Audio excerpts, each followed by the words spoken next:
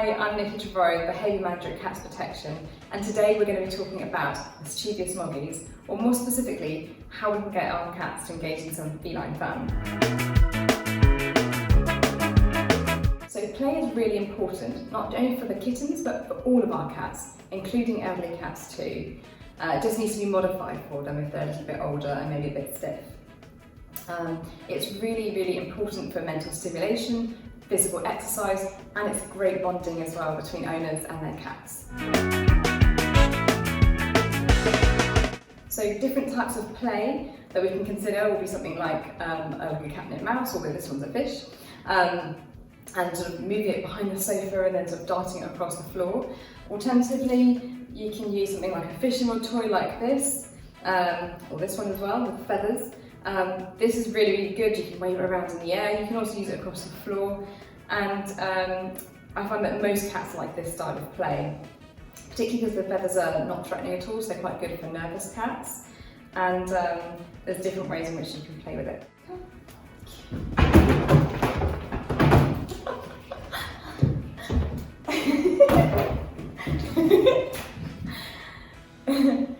So as you can see, play is an awful lot of fun, not only for the cat but also for the owner too.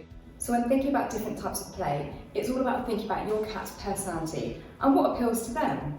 So for example, they might prefer something small and fairy that moves across the floor really suddenly, or they might prefer something like a fishing rod toy, something with feathers that perhaps moves in the air in quite an erratic way.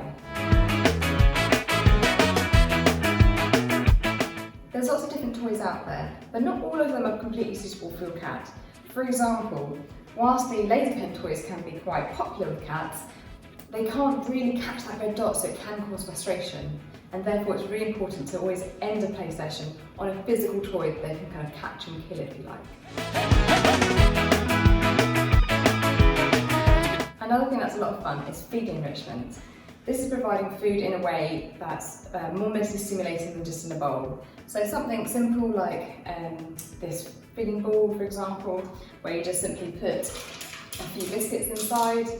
Ooh, that's one coming out already. They're all coming out. I've obviously got it on the easy setting. And then you put it on the floor and you literally show the cat how to do it, bat it around a little bit, just for a couple of minutes, and then stand back and let them have a go. You can also try something a bit bigger, like this, which is a feeding tower. And again, the idea is that the cat puts their paw in here to get out the biscuits and they can fall down to the bottom. Or you could try something really simple, if your cat's never used feeding enrichment before, which is the humble egg box. And this is where you just put a few biscuits in where the eggs would normally sit. And again, show your cat how to use it, pour out the biscuits, and let them have a go. If you've got a cat that's not particularly bright, you can try putting the biscuits here on the flat side, basically like a bowl. Another thing that we've all done, but again can cause problems, is playing with cats using fingers and toes. This is a really fun game when they're kittens, of course, because they're tiny, it doesn't really hurt. But as that kitten grows up into an adult with adult teeth, it definitely hurts then. So we always advise against playing with cats and kittens using fingers and toes, because it can lead to inappropriate play behaviour, which is certainly painful later on, especially once they bring in other behaviours like ambushing at the top of the stairs. So I hope that's given you some ideas on different things you can capture with your cats and show their mischievous Moggy ways with all their different fun toys.